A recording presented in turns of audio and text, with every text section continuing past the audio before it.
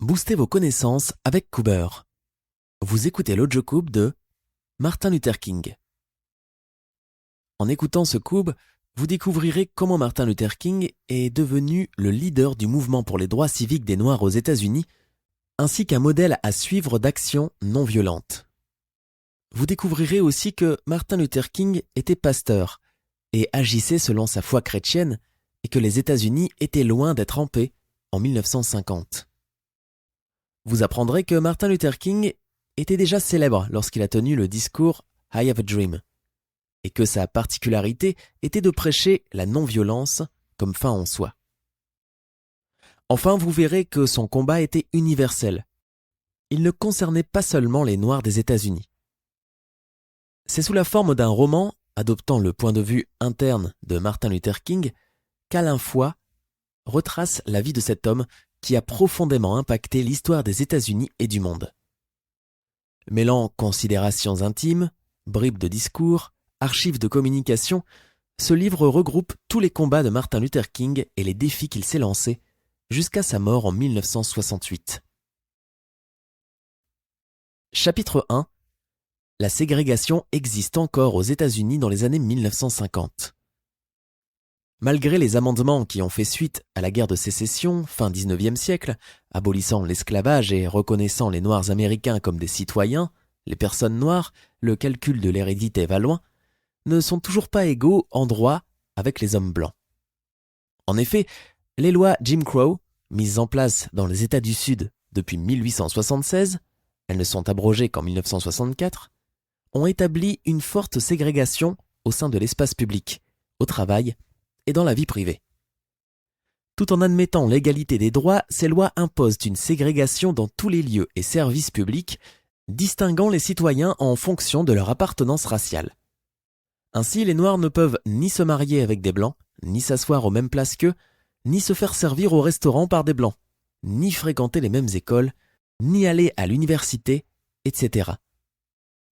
À la suite d'un calcul de conditions très restrictif, clause de connaissance, clause morale, etc., la majeure partie n'obtient pas non plus le droit de vote qui leur avait pourtant été accordé. Dans les faits, la population noire reste la plus pauvre et certains sont chaque jour victimes de violences policières, de lynchage, du Ku Klux Klan, plus particulièrement dans le sud des États-Unis. Chapitre 2. Le combat de Martin Luther King démarre en 1955 après l'acte de résistance de Rosa Parks. Le 1er décembre 1955, à Montgomery, Alabama, une jeune femme fatiguée de sa journée de travail s'assoit à l'avant d'un bus, sur les sièges réservés aux Blancs. Face aux autorités, elle refuse de se lever et est arrêtée. Ce type d'incident, pourtant courant à l'époque, prend cette fois une ampleur sans précédent, entre autres parce que Rosa Parks n'est pas n'importe qui. Membre du NAACP, National Association for the Advancement of Colored People, elle est un modèle de contenance et de bonne conduite. Les jeunes pasteurs Martin Luther King et Ralph Abernathy sont appelés à réagir après l'incident. C'est alors que se met en place un véritable boycott des Noirs. Les ouvriers décident de marcher plutôt que de prendre le bus pour aller au travail. Les aides ménagères attendent chez elles que leur patronne vienne les chercher. Les taxis noirs se montrent solidaires, à tel point que plus personne ne monte dans ces bus normalement bondés.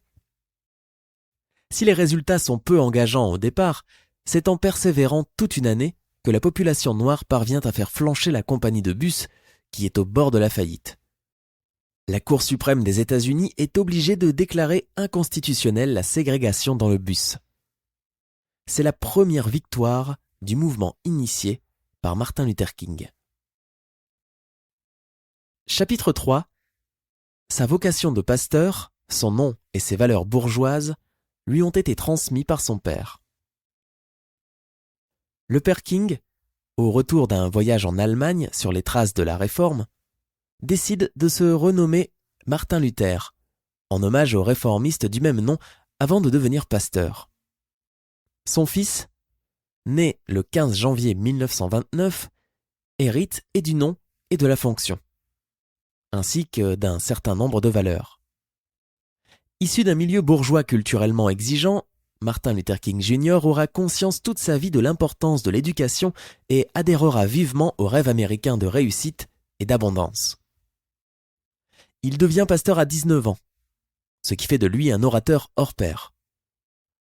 Par ailleurs, sa foi lui donne la force de mener toutes ses actions et entretient le profond sentiment de justice qui l'anime. Ses actions, relevant parfois de la désobéissance civile, répondent selon lui à la loi de Dieu, ou loi de l'humanité. Il agit dans l'intérêt de la paix, de l'amour et du bien-être des hommes. Régulièrement accusé d'extrémisme en raison de ses revendications, il se défend en rappelant que Jésus lui-même était un extrémiste de l'amour. À 24 ans, il épouse Coretta, jeune chanteuse qui relèguera sa carrière au second plan pour mieux soutenir son mari. L'amour octroyé par sa femme et l'intérêt qu'il porte à ses 4 enfants motiveront sa lutte au fil des années. Chapitre 4. Homme moral, il prêche pourtant la désobéissance civile et séjourne plusieurs fois en prison. Il est évident que la désobéissance civile prônée par Martin Luther King est la cause d'arrestations, de violences policières et de séjours en prison. Lui-même est plusieurs fois mis derrière les barreaux, lieu encombré de populations aux origines sociales diverses. La première fois, peu après l'incident Rosa Parks, a pour prétexte un excès de vitesse. Dès lors, il se sait dans le collimateur des autorités et surveillé de près. À force de manifestations, il se retrouve de nouveau en prison et refuse d'être secouru, bien que des soutiens politiques proposent de le sortir de là en payant sa caution. Aller jusqu'au bout de ses actions, ne pas abandonner ses frères qui subissent le même traitement, est son ambition. Même si ses brefs séjours en prison inquiètent fortement sa femme, les communications avec l'extérieur n'étant pas permises. Ces 2 séjours les plus emblématiques sont sa peine officielle de 45 jours qu'il se montre prêt à purger avec son collègue Ralph Abernathy en 1962, suite à une manifestation. Ils sont libérés au bout de 2 jours, la caution ayant été payée anonymement. Et son séjour à Birmingham, dans des conditions d'isolement qui inquiètent sa femme ainsi que son allié Kennedy, mais qui lui permet d'écrire la fameuse lettre de Birmingham. Chapitre 5. Ces principes de non-violence sont directement inspirés de l'action de Gandhi en Inde. Martin Luther King considère Mahatma Gandhi comme son modèle, lui qui a engagé une politique de non-violence en Inde. Il se rend là-bas en 1959 afin de découvrir si l'esprit de Gandhi est encore en vie. Il est accueilli avec sa femme par le Premier ministre Nehru, qui a poursuivi l'œuvre de Gandhi et y recueille des témoignages avant de revenir aux États-Unis, débordant d'espoir et d'inspiration. Comme Gandhi, il considère son action comme universelle. En effet, si Martin Luther King s'engage d'abord pour la condition noire aux États-Unis, il rappelle que son combat concerne tous les hommes, par-delà une couleur de peau, et vise chaque discrimination et inégalité. Il souhaite lutter en priorité contre la pauvreté, l'exclusion, ainsi que pour l'égalité des chances et de traitement, quel que soit le sexe, la race, l'origine, la religion ou le niveau socio-économique.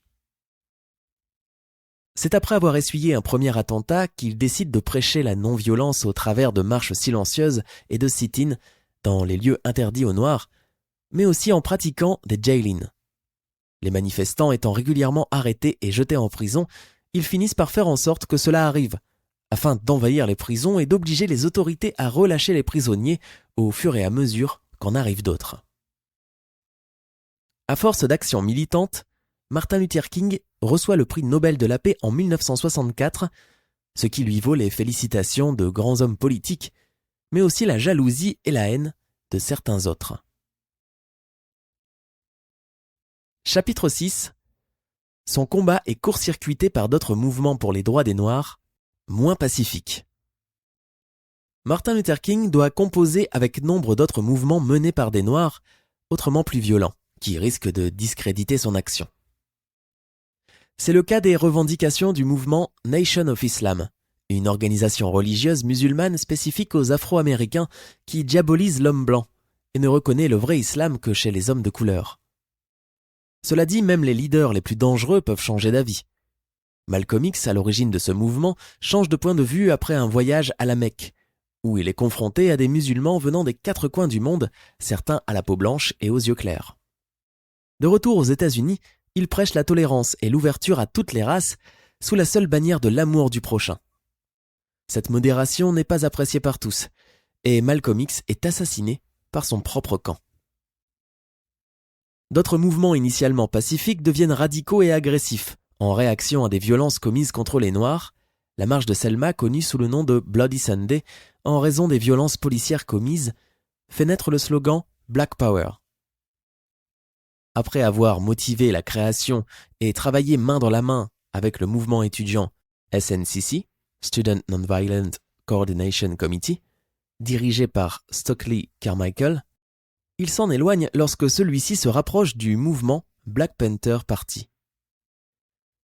Le Black Power réclame la non-mixité des marches et refuse l'intégration totale dans la société américaine, revendiquant une culture afro-américaine particulière.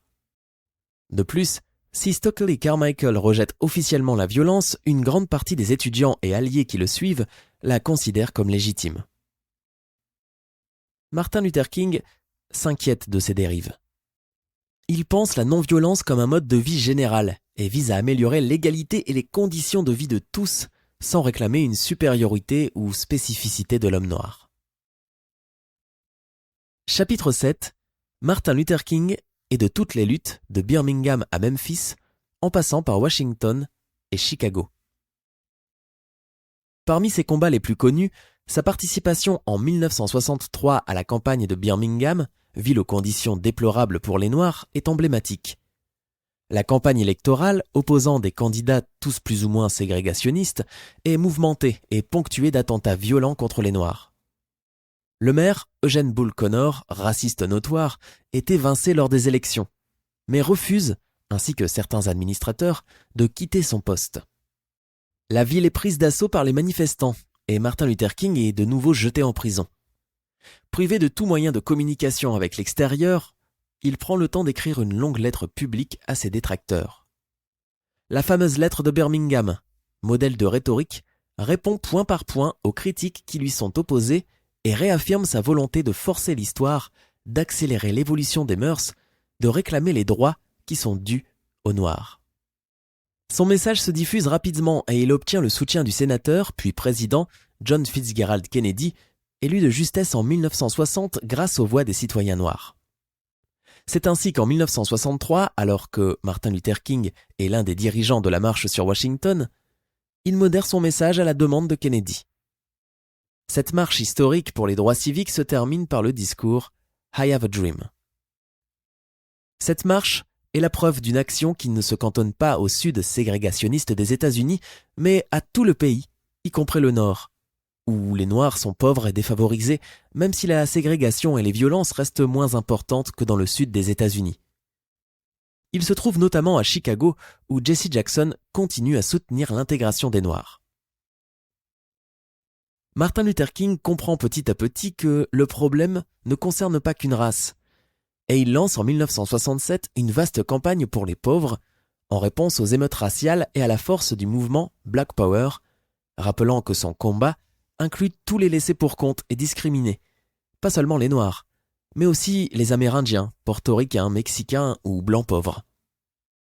Son dernier combat prend place à Memphis dans le Tennessee, où les éboueurs noirs sont en grève. Ces derniers travaillent dans des conditions inhumaines, dégradantes, sales et humiliantes, pour un salaire dérisoire. Ils décident de défiler avec autour du cou une pancarte « I am a man ». Une nouvelle fois, Martin Luther King est appelé à soutenir cette action. Il rejoint les éboueurs en mars et conduit la marche de Memphis le 28 mars 1968. Le 3 avril, il donne ce qu'il ne pensait pas être son dernier discours. Chapitre 8. Il est assassiné le 4 avril 1968, mais les circonstances de sa mort sont encore floues. La certitude d'être la cible d'un assassinat hante Martin Luther King durant toutes ces années de lutte. Après l'assassinat de Kennedy et de Malcolm X, il est certain d'être le prochain sur la liste. Dès le début, il est victime d'attentats. Sa maison est visée par une bombe en 1956, par chance elle est vide. Et il reçoit en 1958 à Harlem un coup de couteau qui manque de lui être fatal. Les attentats contre les Noirs, les violences policières et les actions du Ku Klux Klan s'intensifient durant ces années de lutte. En juin 1963, Medgar Evers, le leader de la NAACP, est assassiné. En novembre, c'est le tour du président Kennedy, qui a justement annoncé en juin son projet de nouvelle loi civique. En 1965, Malcolm X est touché. Martin Luther King a conscience d'être le prochain, mais il n'a plus peur. Il est en paix avec sa mission, confiant en Dieu, et sait qu'il a accompli ce qu'il devait faire sur Terre. D'autres poursuivront son travail. Seul l'inquiète le sort de sa femme et de ses enfants.